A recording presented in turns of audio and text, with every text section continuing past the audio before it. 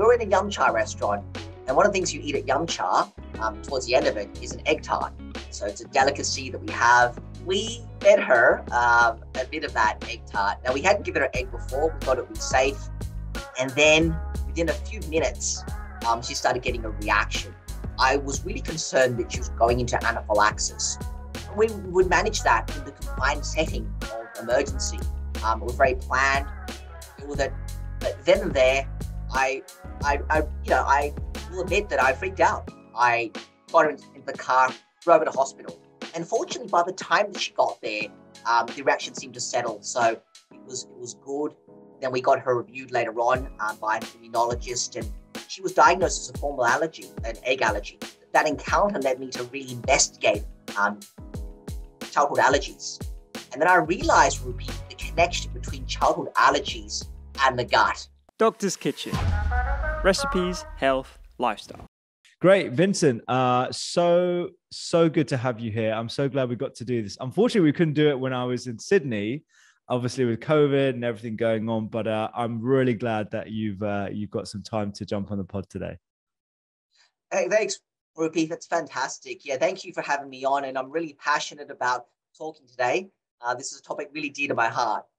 Yeah, absolutely. I actually read at the end of the book, actually, whilst you're closing, that this book was really the product of something that happened 5 years ago in your storyline with your lovely daughter in a Chinese restaurant. I wonder if you could tell us a bit about that day and how that's led to what you do now and ultimately this book as well. Yeah, Rupi, it was a day that is very memorable to me because the day that I felt I almost lost my daughter. So Olivia is now 6, and this is about 5 years ago when she was 6 months of age. And we were in a yum cha restaurant, and one of the things you eat at yum cha, towards the end of it, is an egg tart. So it's a delicacy that we have. I'm sure you've tried it, Rupi, the beloved egg tart. And we fed her a bit of that egg tart. Now, we hadn't given her egg before. We thought it would be safe. And then within a few minutes, she started getting a reaction. So she looked very distressed. She had a skin reaction. She looked like she was very uncomfortable. I felt she wasn't breathing very well. I was really concerned that she was going into anaphylaxis. And, Rupi, we are medical doctors, and we have, when we're managing patients, we have all the resources behind us. We've got emergency, we've got all the equipment behind us. But when you don't have that, when you're there with your family, you've got nothing, you actually feel helpless. Yeah. You've got nothing. There's nothing. There's just no medical devices. There's no medications. You feel helpless. And I've never been that helpless in my life. Like, I remember days when we'd see patients coming in through trauma, stressful cases of anaphylaxis, rather cases, but we would manage that in the confined setting of emergency. It was very planned. Deal with it, but then and there, I will admit that I freaked out. I was very, very scared, and I called up for an EpiPen, but of course, you're here in a restaurant, no one's got one, and so we decided to, because I was so afraid, I got her in the car, drove her to hospital. I didn't want to even call for the ambulance. Got her straight there for emergency. And fortunately, by the time that she got there, the reaction seemed to settle. So it was good. And then we got her reviewed later on by an immunologist, and she was diagnosed as a formal allergy, an egg allergy. And so that led me to really, that encounter led me to really investigate childhood allergies. And then I realized, Rupi, the connection between childhood allergies and the gut. And, I can tell you there's an amazing story to tell there. Yeah, absolutely. Two things. A, I really respect the fact that you're authentic and vulnerable enough to say, you freaked out, because I've been in similar scenarios outside of clinical settings. And you do, there's not that nurse that you can call and you don't have hands on deck. There's no other doctors to help you with an emerging situation. And also when it's your loved one as well, it heightens your anxiety. It's a very uncomfortable feeling and scenario. So that, I mean, yeah, I really respect you talking and sharing about that story. And then the other thing is, this will resonate with so many people, because so many people today, as you eloquently talk about in the book as well, have children with allergies or allergies themselves as well. And we've seen this huge rise over the last 15, 20 years. I wonder if you could speak to the numbers, and maybe we could dive into some of the hypotheses as to why this is happening. And obviously, as you've alluded to, it really does come down to a lot of gut health related theories too. Yeah, so allergies is a growing problem. It's actually becoming an epidemic. And I will say that if you look at the figures behind allergies, we know that about 30 to 40% of the world's population right now is affected by allergies. I mean, that's just simply a staggering figure. And what's interesting about allergies is that the incidence of allergies has actually increased by about 2 to 3 fold in industrialized countries over the last 3 decades. And it's estimated that about 4 billion of the 9.7 billion people that we'll have by the year 2050 will have at least one allergy. So the scale is huge. And I can tell you that in Australia, children and allergies is a big issue. As an example, we know that about 1 in 10 children in Australia will have a food allergy. And that's been shown in one study that was published out of Melbourne a few years ago. So it's a huge problem. Now, as to what we can do about that, we've got to realize that there are a number of forces at work here, and certainly the environment does play a role. The hygiene hypothesis is a hypothesis, Ruby, that's been bandied around a lot. And in fact, this is a hypothesis that actually comes from the United Kingdom. Yeah, yeah. It came about because a professor, David Strawn, who he's a London epidemiologist, and he published in the BMJ this survey. This was back in the late 1980s, of about 17,000 British children. And he wanted to find out why there was this increase in the incidence of hay fever in post-war Britain. Now, what he found was very interesting. So he found that the more older siblings a child had, the less likely he or she was to develop eczema by the age of 1 or hay fever by the age of 23. And so Professor Strawn recognized there was some protective effect that the older siblings were passing on to the younger children. Now, I mean, Rupi, certainly listeners will recognize it, especially if you've got children, they can be quite feral when they play. Yeah. Just fight and tear one another. And, along the way, lots of microbes are being transmitted. So Professor Strawn felt that maybe this special protective effect was actually exposure to microbes. And was thought that early exposure to particular microbes would protect against development of allergies by affecting the development of the immune system. And this is what the hygiene hypothesis is all about. So what interesting hypothesis. He published it. And it was interesting when he published it because the term hygiene was only in the title of the paper. It wasn't actually in the paper at all. It was in the title, but me just loved it. It was just this theory about, this hypothesis about hygiene, and people felt that, you had to be exposed to lots of bacteria and bugs and get dirty. And that was what was needed to protect against allergies. And it's actually not strictly true, Rupi. I mean, you shouldn't basically not disregard personal hygiene. You should actually do all the right things, clean your hands, of course, because that's not what the hygiene hypothesis is about. It's really about the fact that if you get exposure to these microbes, and these microbes that he's talking about, and later on there's been other amendments to the hypothesis, these microbes have been around for a long time, what we call old friends. So these old friends microbes have been around for a long time, and by getting exposure to these microbes early in life, it can actually help to change our immune system in such a way that it can help protect against allergies. Yeah, I wonder. So you nicely described there the two sort of dominant theories that I think most people have heard of, the hygiene hypothesis. And it's very interesting to note that that was just in the title, yet the media just like latched onto that as the term. And then the old friends theory. I wonder if you'd give us a basic immunology lesson in terms of how balancing of those T helper cells actually leads to allergy and leads to protection as well, and how they communicate with each other. Yeah, so classically, we're talking here about Th1 and Th2 imbalance. So just to explain, Th1 cytokines are really those, best way to put it would be pro-inflammatory. So they're really in favor of inflammation. And these are molecules that are designed to kill off bacteria that get inside our cells, and they can kill off viruses. It's really important. But we know that if you've got too much inflammation, then that is going to cause a lot of tissue damage. It won't just cause damage to your bacteria and viruses, it's going to kill a lot of your cells. So the body has to have a way to counteract against it. And this is why you've got Th2 cytokines. So Th2 cytokines actually help to counteract the Th1 response. What I will say is that they're particularly good at fighting off parasites such as worms that are located outside our cells.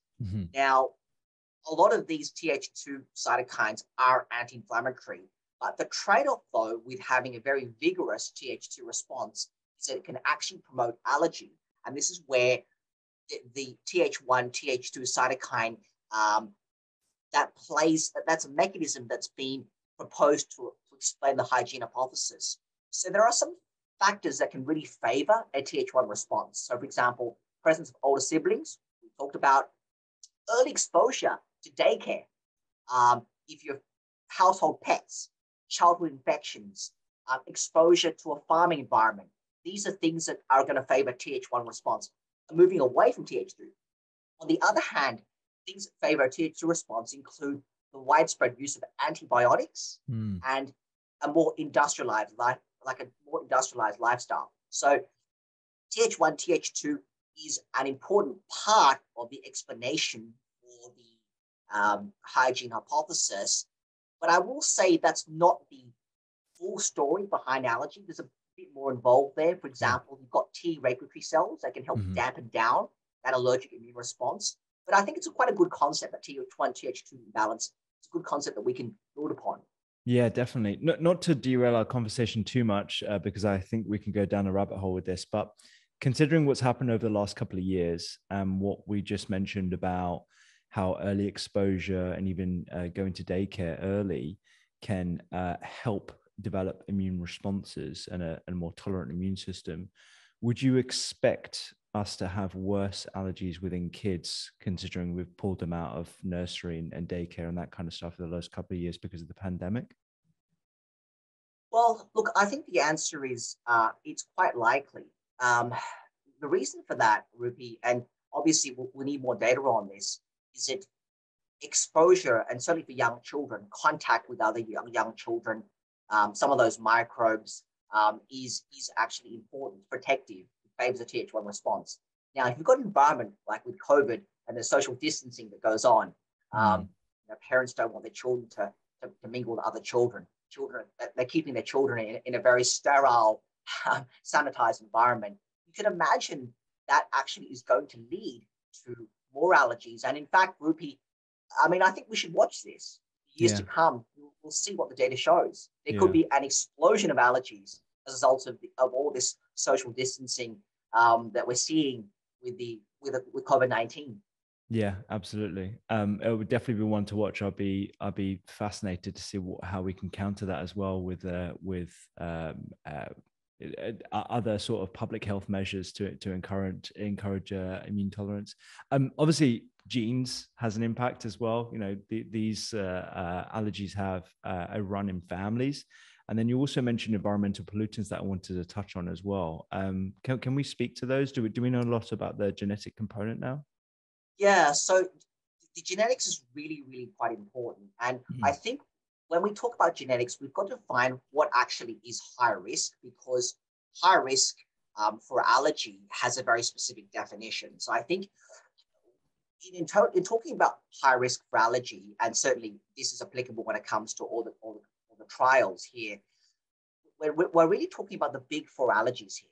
So the big four allergies are eczema, food allergy, asthma, and hay fever, which is also known as allergic rhinitis or allergic rhinoconjunctivitis.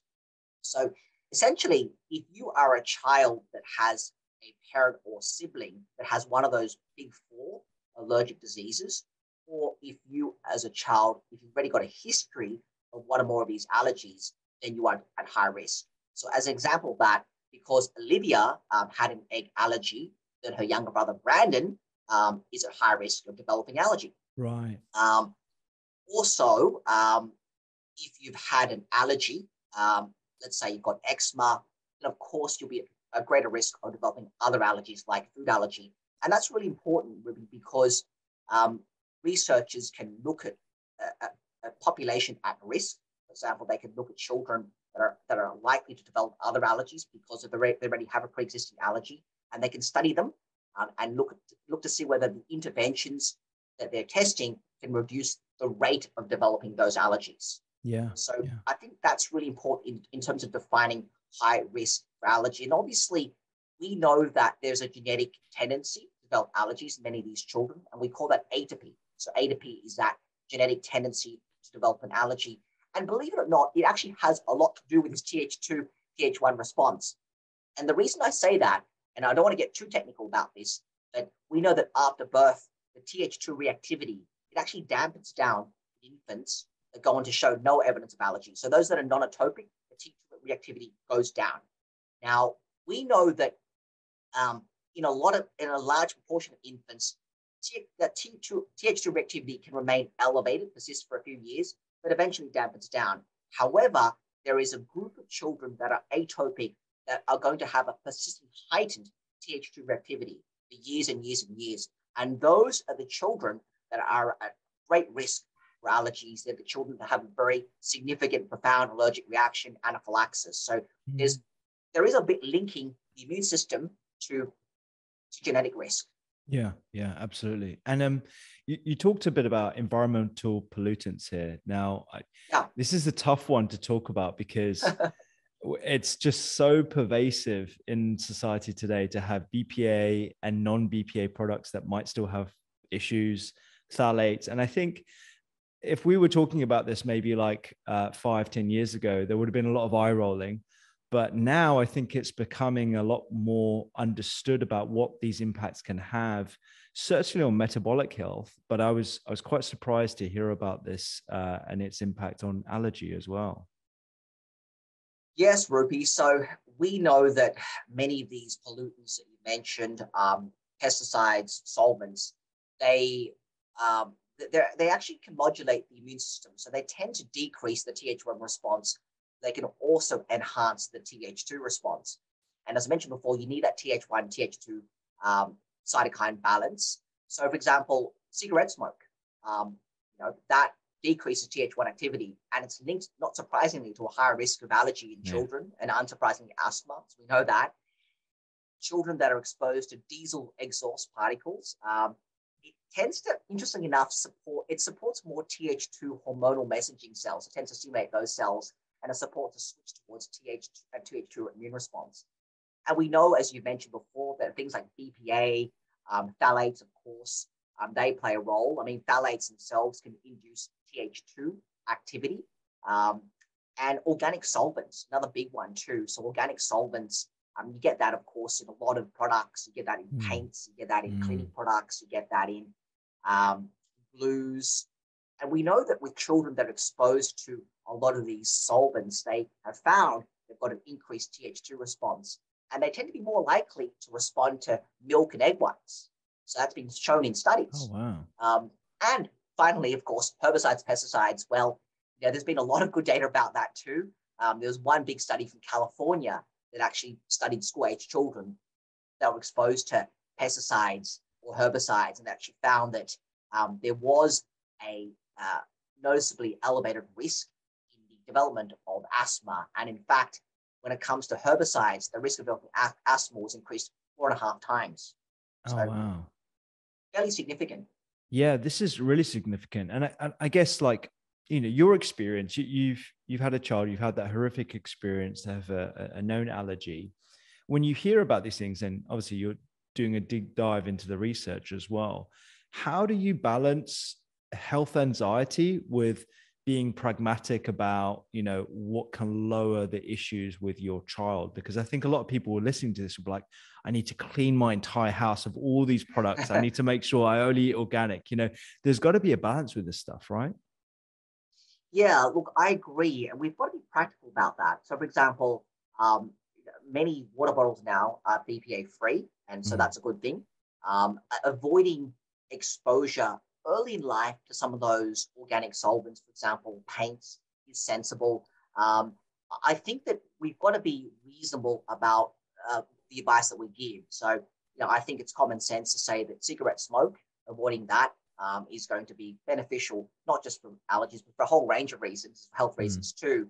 I think when it comes to pesticides and herbicides, it can be difficult to give specific guidance about that, because often we don't know whether the products that we're consuming have been exposed to pesticides or herbicides. And I know that there's been an industry now which is developed around organic and pesticide free. Yeah. I'm not necessarily saying that we should be going for foods, for example, that are totally pesticide free or herbicide free. I mean, I realize that at a practical level, people need their vegetables, they need their fruits. So that's important. But I think that wherever possible, at least during the first years of life, it's good for your very young children to avoid exposure to some of those environmental contaminants that are very obvious. So things like cigarette smoke, avoid exposure to paints, for example. Water bottles, if they're BPA free, that's ideal. So some of those practical things, Rupi, are good. And don't forget, of course, there are things that we can do to help reduce their risk of allergy as well. So even though there are things that are increasing their risk, there are things that we can do to reduce their risk.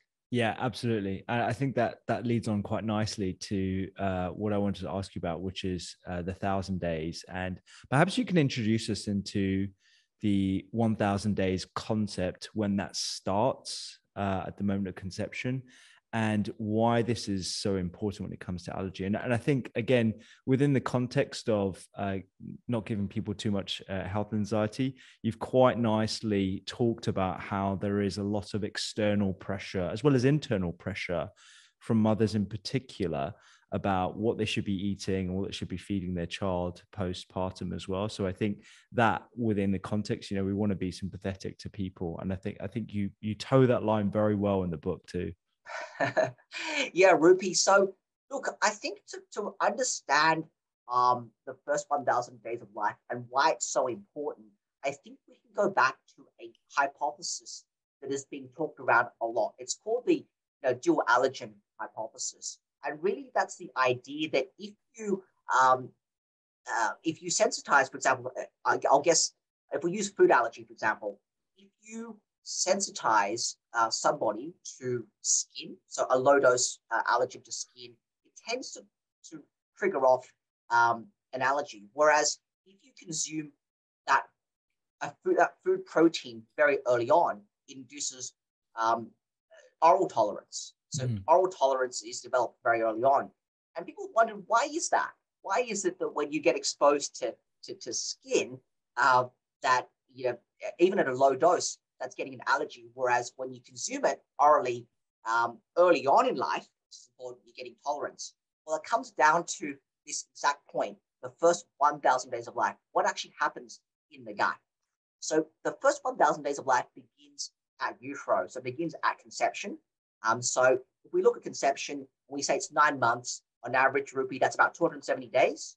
So that's the first 270 days of that 1,000 days. And then after that, you have the next 730 days, which basically puts it just after 2 years of age. So that's when it goes. The first 1,000 days ends just after the child turns 2. What is happening during that period? Well, we know that what's happening is that there's a tremendous amount of development which is going on inside the gut.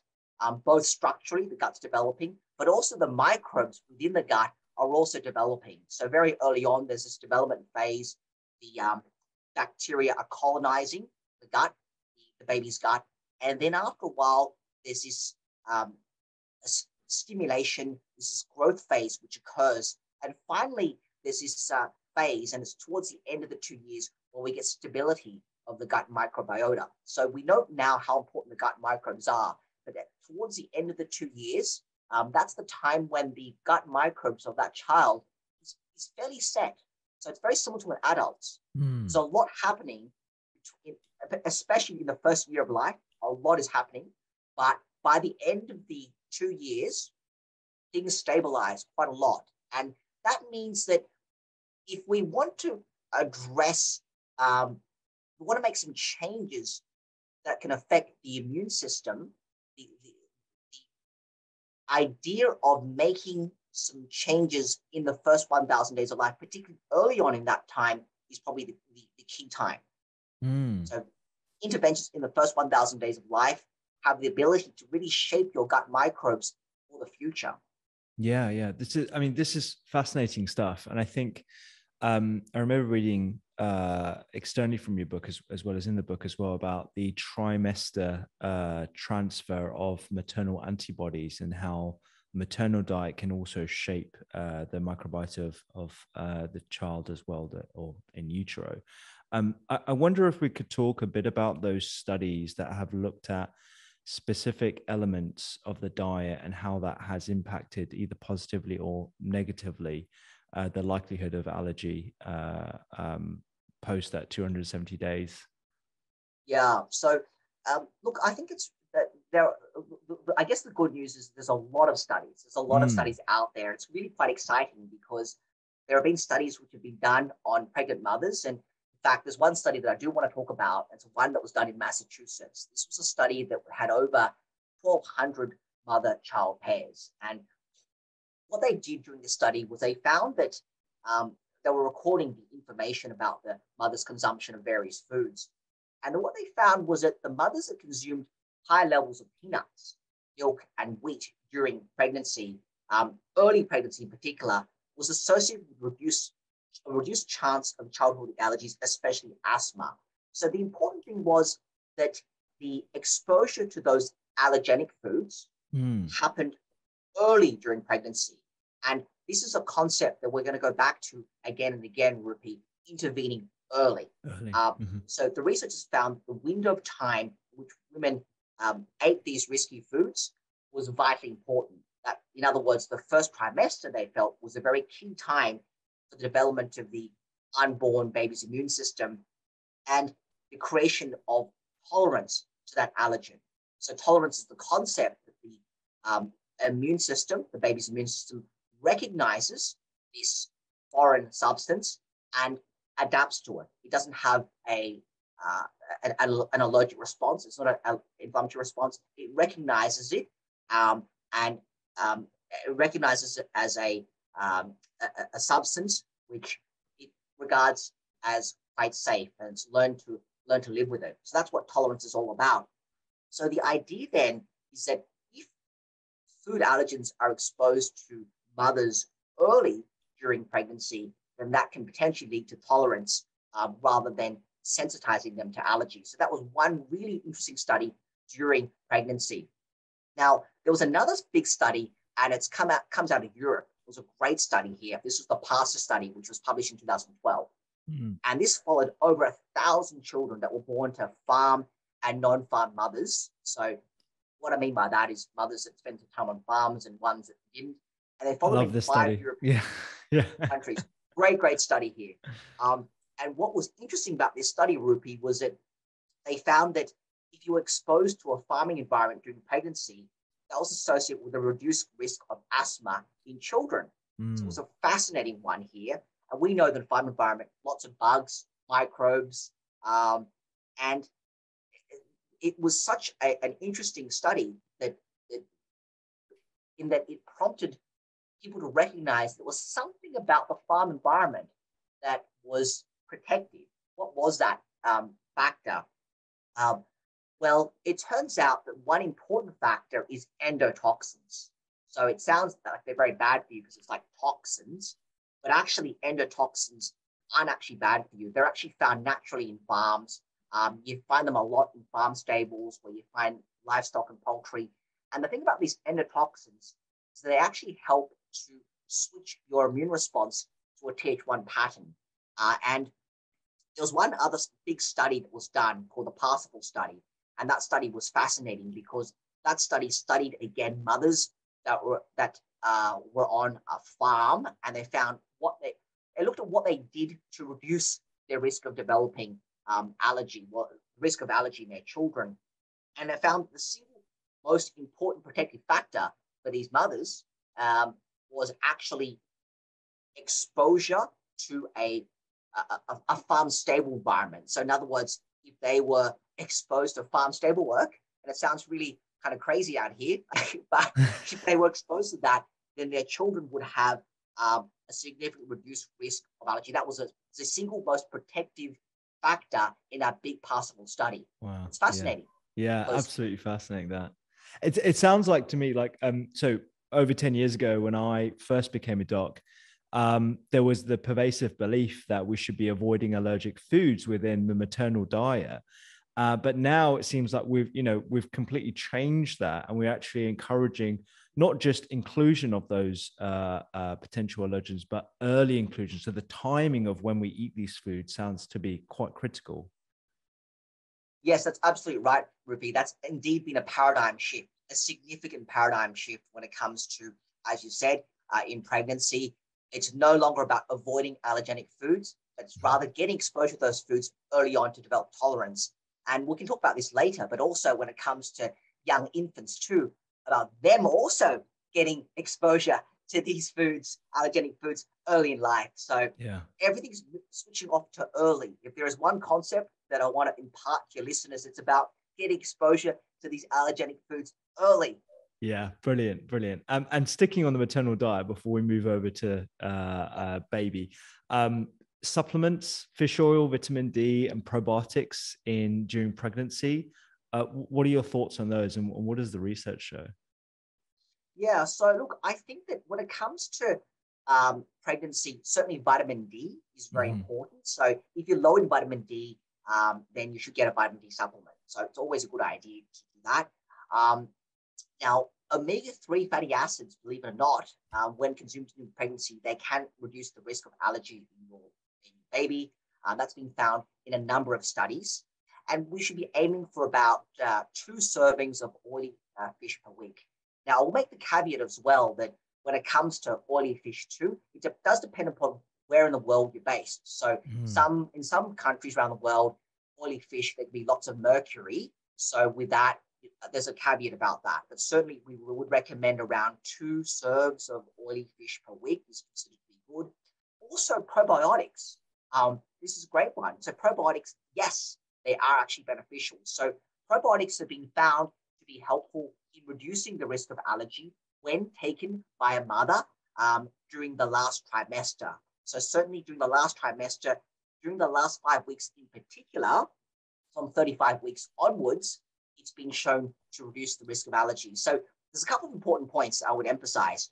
Probiotics, certainly servings of oily fish, so you get your omega-3 fatty acids, vitamin D, and also don't restrict your diet during pregnancy and breastfeeding for that matter. It's important not to avoid, it's important not to avoid these allergenic foods. Really important. Yeah, that's super important. Do we know what specific probiotic? Because I'm always asked about what specific probiotics they should be taking, because as you know, and I'm sure it's the same in Australia, the plethora of different types of probiotics we have access to is huge. And they all have varying concentrations and various claims about the number of colony forming units and live versus, all that stuff. So do we know what specific probiotics that they've used? Look, I think, Ruby, that's where there is a lot of, dispute really, because when it comes to probiotic studies, there's many different strains of probiotics. So we know that in general, these probiotics are very helpful. So there's some researchers from Imperial College did this really large meta-analysis. This is about 28 trials, and they found that, and these trials covered over 6,000 pregnant women. They looked at a number of different probiotics. That was important. I mean, most probiotics, as you know, will contain strains of lactobacillus or bifidobacterium. But what they've found is that it's not necessarily the type of probiotic, although I think there may be some differences between strains, but it's actually taking a probiotic from about week 35 onwards that's found to be beneficial in reducing the risk of childhood allergies, particularly eczema. So eczema is the one that really is where the benefit is. So I would suggest that rather than sort of looking at all the different studies, rather than trawling through lots of clinical research papers, I think just taking a probiotic that's been recommended by their doctor, so by their GP, starting from week 35 would be what I would advocate for. I think we've got to be practical as well, rather than delving into intricacies. And we actually find, Rupi, that many of the probiotics are very similar, in terms of effect, just minor differences in strains.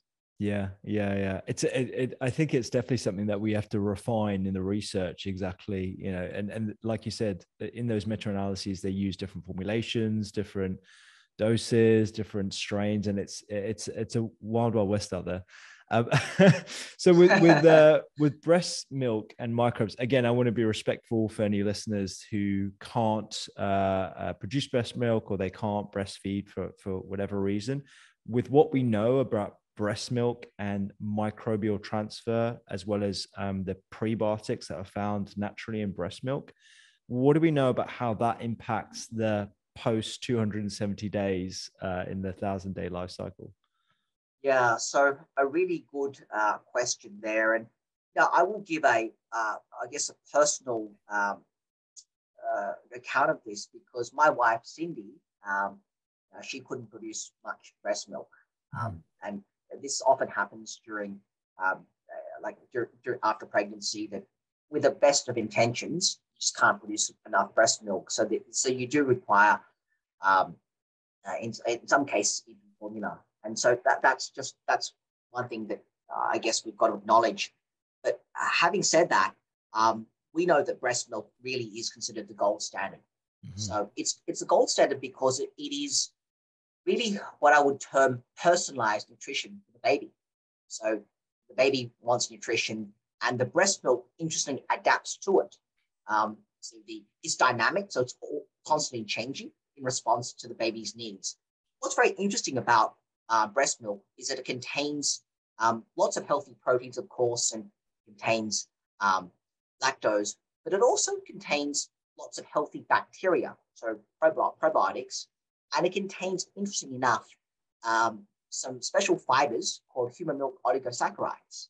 So these special fibers, these human milk oligosaccharides, they're not actually food for the baby, but it's actually food for the baby's gut microbes. This is where it's so interesting. The baby doesn't get nutrition directly from these special fibers called human milk oligosaccharides, but the baby's microbes do. Now, we know that where the baby's gut microbes, when they're exposed to these human milk oligosaccharides, it actually helps to shape their immune system, but it also can help to shape their metabolic health as well. And what's really amazing about human milk oligosaccharides as opposed to animals is that there's such a huge diversity of human milk oligosaccharides. We have a diversity in humans that is unparalleled. So as an example, we will have a concentration of human milk oligosaccharides in humans that will be 100 to, in some cases, 1,000 times more than what is found in cow milk, sheep milk, and pig milk. So that's an example of the concentration level. And also, there's a tremendous range of these human milk oligosaccharides. More than 200 of them have been discovered. So you can see that breast milk has some very interesting properties that feed the baby, but also the baby's gut microbes. Yeah. And I think this comes down to this question about what do we know about how commensal gut bacteria affect food allergy response? So when I say commensal, I mean the natural microbes that you find in baby's gut. and how that shapes our immune system?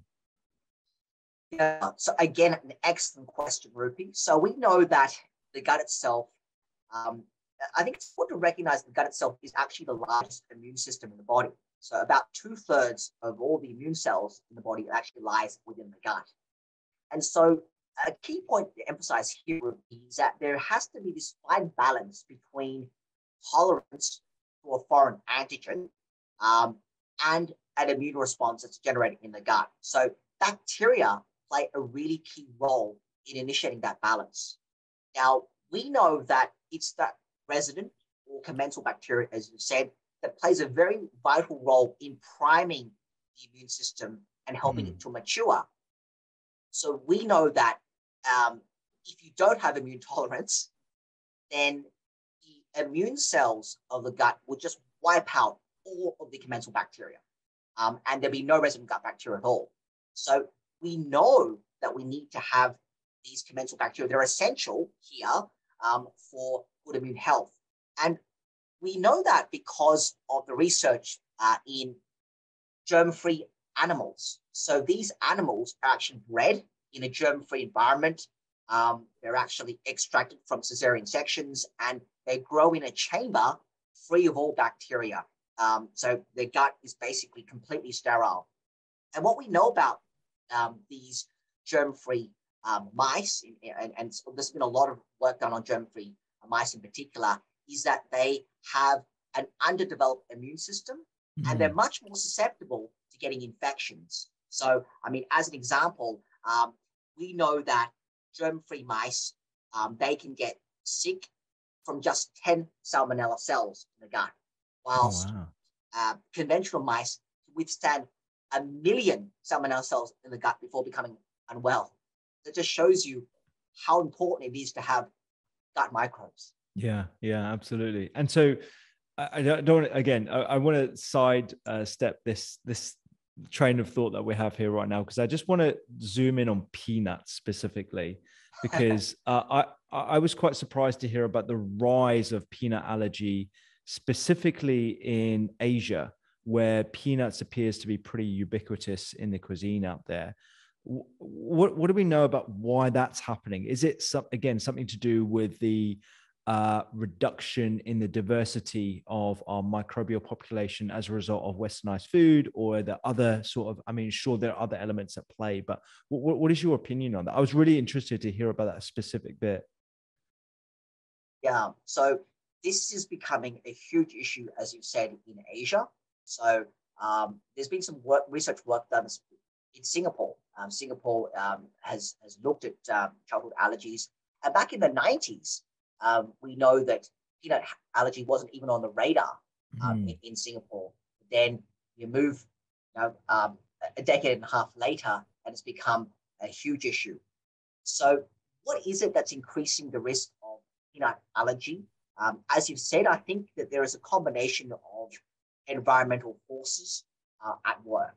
I think that because we're living in a more sanitized environment, we're living in an environment which has more exposure to pollutants, which we talked about earlier. These are risk factors to predispose a child to allergy in general.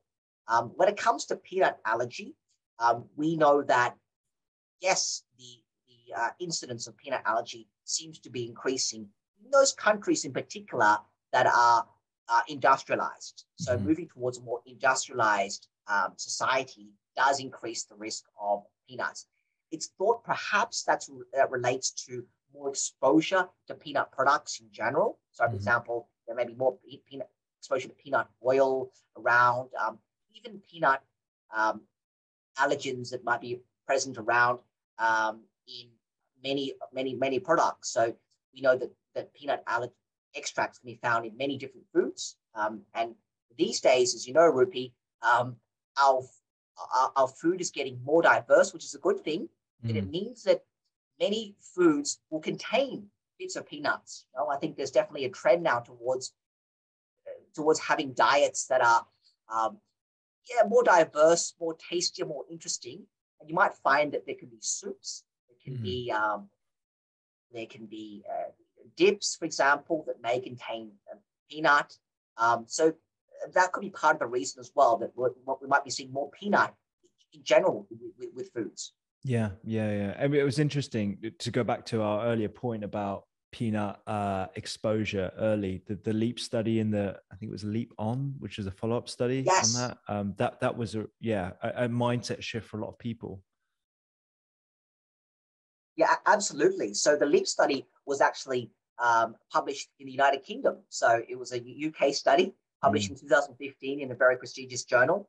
And what it found was that, yes, I mean, if you introduce peanut early in life, and this is, again, comes back to the concept that we're talking about here. If you expose babies to peanuts in the first 12 months of life, then that can actually help to reduce their risk of developing peanut allergies by creating this immune tolerance. And this is a fundamental paradigm shift to what was thought like over a decade earlier. So it was thought that children that were at risk of peanut allergies should avoid peanuts until they had a more mature immune system. So maybe wait till age 3 before having it.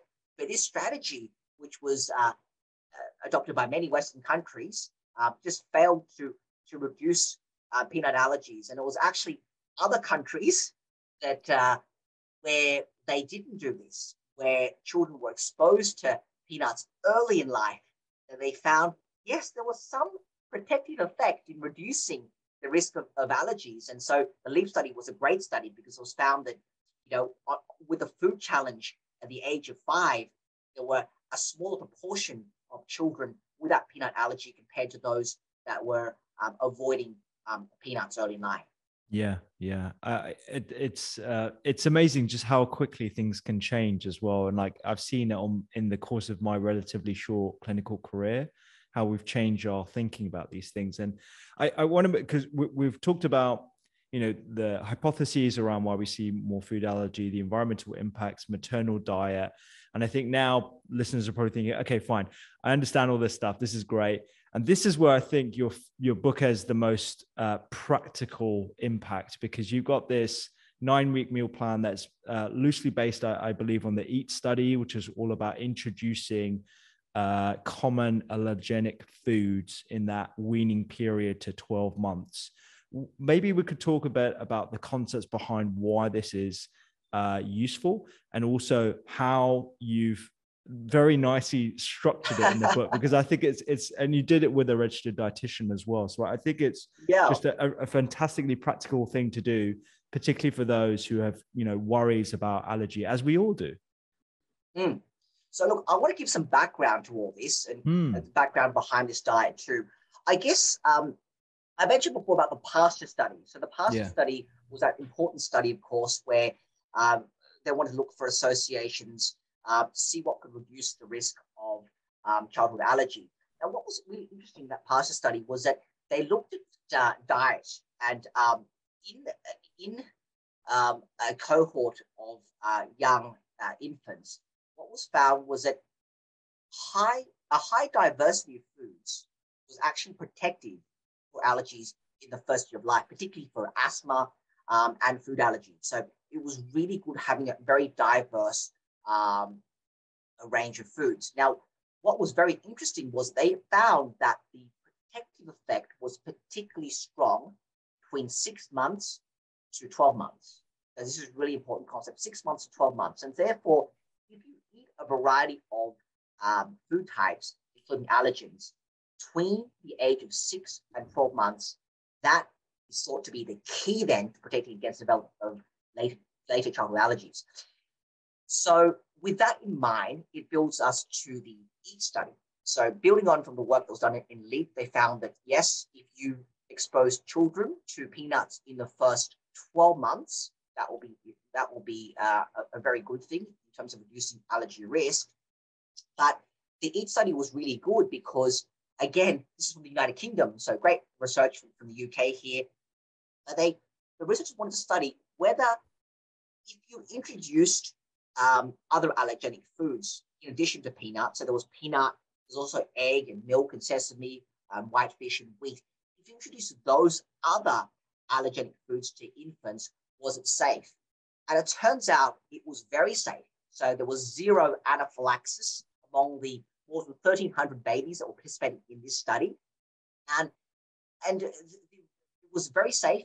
The challenge, however, is to get parents to get their babies to really adhere to all of those 6 foods every week. And this is where I've developed a meal plan that should be really helpful to our parents. And really, this is really to be introduced between that critical window of 6 months and 12 months. Because as you know, Rupi, till 6 months of age, it's recommended by many societies exclusive breastfeeding until around that time. So there's a lot of strong support for that. But generally, you can introduce solids around anywhere from 4 to 6 months. Here we're looking at introducing food allergens around the 6-month mark. And the aim here is to introduce these food allergens sequentially for the baby. So sequentially for the baby, so that it helps to stimulate their immune system and lead to tolerance. So they're recognizing it, but to do it in a way, I repeat, that's actually very safe. So here we're talking about how we can do it in a very safe way so that when you introduce a little bit of allergen to a baby, what are the signs you've got to look out for? How do you do it? How do you increase the dosage of your allergen to the baby? And once that baby is used to that allergen and is having no issues, how do you incorporate that into their meals ongoing? And so that's where the 9-week plan was developed. Yeah, this makes a lot of sense considering everything that we've talked about thus far. And it's a very pragmatic approach, because I think a lot of parents are confused about, the old stuff that they've heard in the past, perhaps stuff that their grandparents have told them as well. And so, having that, let's say that exposure, to use some technical terms, so that exposure in a controlled manner for those specific foods that we know have a high likelihood of creating an allergic response on a week by week, and also giving them the confidence and the guidance as to what to look out for. I think that's super reassuring, and that this is a strategy I think we should really be incorporating amongst a number of different areas, actually. So those specific allergenic foods, which ones are we talking about here? Which are the common ones? We've already talked about a couple of them. Yeah, so look, I think that we have talked about those ones in particular. And I guess, like, in talking about them, I can actually talk about the different types of foods that we're introducing at a particular time point in the 9 weeks. So obviously week 1, so really around 6 months of age, we're introducing egg. Egg is the first one that's introduced into it. And then around week 2, we're introducing dairy. So again, from egg to dairy. Then week 3, sesame. So here we talk about some sesame-containing foods that parents can expose their children to. Week 4, it's about fish. Then we start getting into the heavier stuff. So week 5, we're talking about peanut, okay? And then week 6 is wheat. Week 7 is shellfish. Week 8 is soy. So soy is a big one. And week 9 is tree nut. So that shows the sequential order in terms of exposure to these different allergens. And a lot of it's based upon common sense as well, in terms of, what are the sorts of allergens that most parents would feed their children very early on. So we're talking about a sequential order here. And we're making sure that we're not putting in similar types of allergens, for example, peanuts and tree nuts, too closely together. Yeah. That makes a lot of sense, because I think, certainly when I work in pediatric emergency and we have kids coming in, it's very common, obviously, general rash and stuff. Thankfully, we don't see too many anaphylaxis reactions, but certainly a lot of worrying symptoms that die down, especially if we give them a bit of medication to dampen that in terms of antihistamines. But like in a lot of cases, the diet's quite mixed already. So you just don't know whether it's the egg or the dairy, or whether it's, from the day before, and because all these different things have different timelines as well. So it's I can't remember what I had 2 days ago. So, it's quite tough, isn't it? So this way it's a lot more strategic, and we're being a lot more intentional about looking for these issues that we know are so common. Yeah, that's right, Rupi. And it's about also making sure that when you introduce the allergen, you're looking carefully for a reaction. So, I mean, as part of the plan, I recommend introducing an allergen at a consistent time during the day, so that you're actually looking for that response. Certainly, when you're introducing new allergens, you've got to be very alert.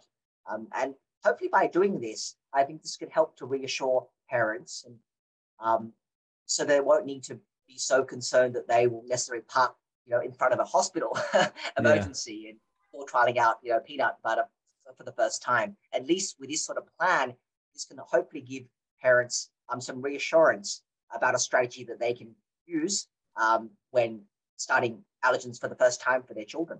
Yeah, absolutely. And just on that note, we talked about probiotics in the maternal diet. What about probiotics for children specifically? Is there any evidence that we should be including that in the first 1,000 days? Absolutely. So there was a very good study that was published actually in 2018 from New Zealand, and this looked at the long-term effects of early probiotic use on childhood allergen risk. So in this study here, pregnant women, they were assigned at 35 weeks gestation to take one of two probiotic strains or placebo. And these women were asked to continue the capsules until 6 months after giving birth. And the children were also given the capsules until 2 years of age. Mm. Now, as we know, that the 2-year mark is that's the end of the first 1,000 days of life. So these researchers cleverly designed it. So for the first 1,000 days of life. And the researchers followed the children to 11 years of age, and they monitored them for the risk of allergies. So what they found was that if you gave the children these probiotics during early childhood until 2 years of age, it would result in a more than 50% reduction in the risk of eczema and almost 30% reduction in the risk of hay fever over that period. So it was huge in terms of that benefit. And we know that over 11 years, because it was done as a long-term study, that exposure to that particular probiotic did reduce what we call the sensitization to atopy, so that the tendency to have an allergy. It reduced eczema, it reduced wheeze. So it was pretty striking because it tells you that probiotics early in life can make a meaningful difference in the longer term. Yeah, brilliant. Okay, great. So I in my head, and hopefully the listeners said, I'm formulating a lovely strategy here. So we've talked about maternal diet, we've talked about the first 1,000 days in general, and what I'm getting this picture in my head of, okay, diverse diet for mother, including lots of different types of foods, including early exposure to some of those allergens, as long as they don't have allergies to those themselves. I'm thinking about probiotics as well as the potential for potential use. And then for postpartum breastfeeding, weaning, including those foods in the sequential manner, potential for probiotics, as well as some other fun stuff, visiting a farm, getting a pet maybe, and removing environmental pollutants. Have I missed anything there? Is there anything else? Ruby, you've got everything there. That's fantastic. Okay, great.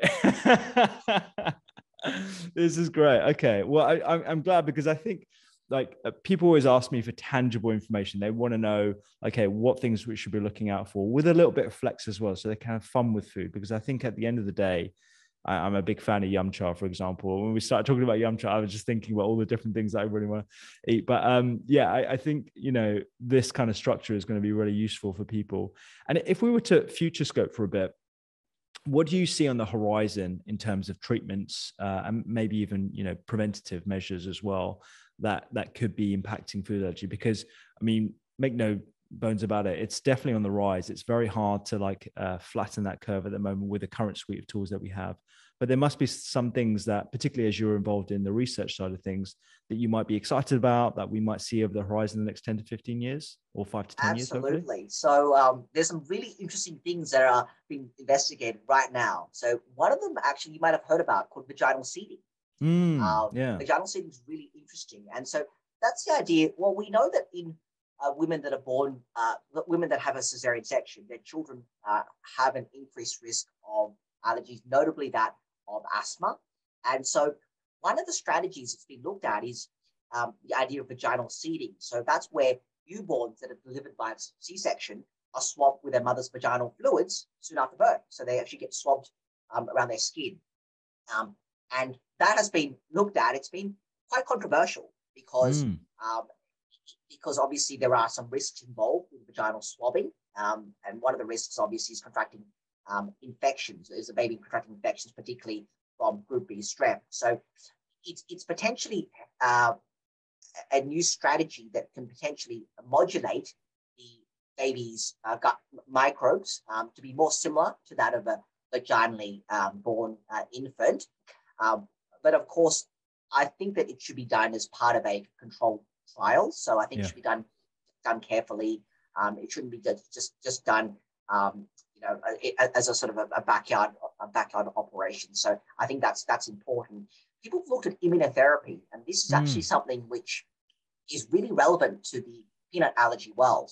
And what immunotherapy is, very simply, it's a type of allergy vaccination where the body's exposed to small amounts of an allergen in gradually increasing doses so that eventually the body can build up immunity to that allergen. And that means that when you get exposed to that allergen in the future, there should be a reduced response to that allergen. In other words, the allergic response or anaphylaxis should be a lot less in response to that.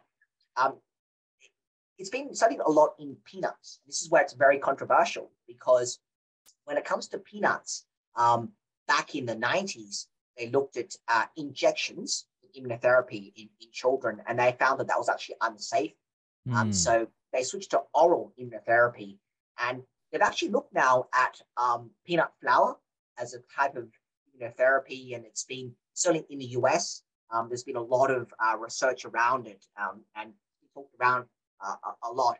There are still some risks, though, however, would be with immunotherapy because large studies, I should say, this very large meta-analysis, which is looking at a collection of studies, it actually found that for peanut immunotherapy, there were certain risks involved with it. I mean, it did increase the risk of allergic and anaphylactic reactions compared with placebo. So there's some risks there with immunotherapy, but it's a hot area. People are looking at this a lot.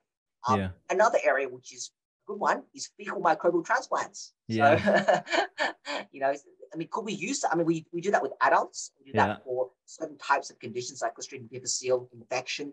Could we do that with babies? Certainly, fecal microbial transplantation has been studied in young children as early as 4 months, to my knowledge. So really early.